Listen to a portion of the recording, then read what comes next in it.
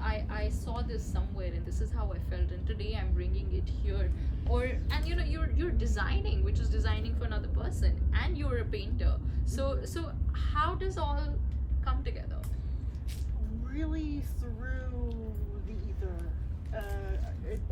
I design by I use a grid. I always start with a grid, and I actually have a formula that I use. Okay. And it's a simple formula. It's like a 3-step process, and I use that process to. It's like a doorway, and that's how I enter the whole the design, the language of shapes and colors. But just being, having the experiences that I've had, everything just kind of seeps in. Yeah. Yeah. And there's so much that's just part of the world that we share. Yeah. For example, I mean, I'm just looking at this carpet, and this is an indigenous design, pre-Islamic. This is a Zoroastrian pattern. It's very basic. Well, the spiral, the 4-pointed spiral, I saw this exact same symbol in a museum in Sweden, and it was represented as a Scandinavian symbol. And I'm thinking, well, that's funny, because I thought it was from pre-Islamic Iran. So there's just these shapes, these simple forms that are just part of humanity at this point. Yeah. So those things just kind of.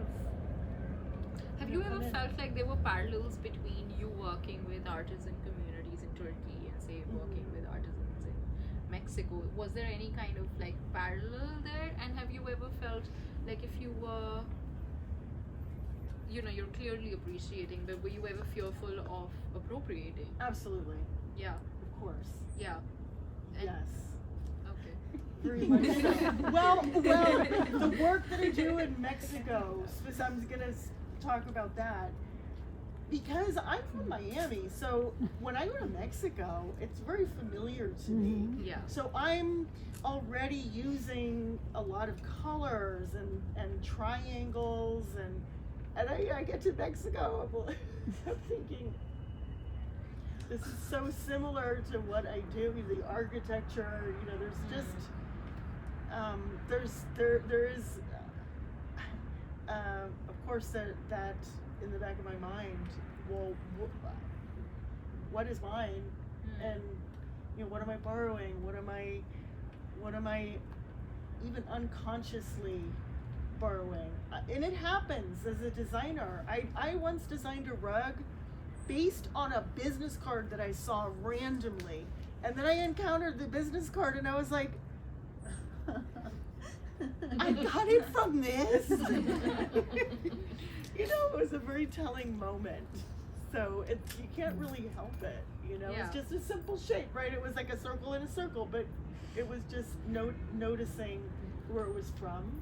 It was just it made me kind of laugh at myself a little bit.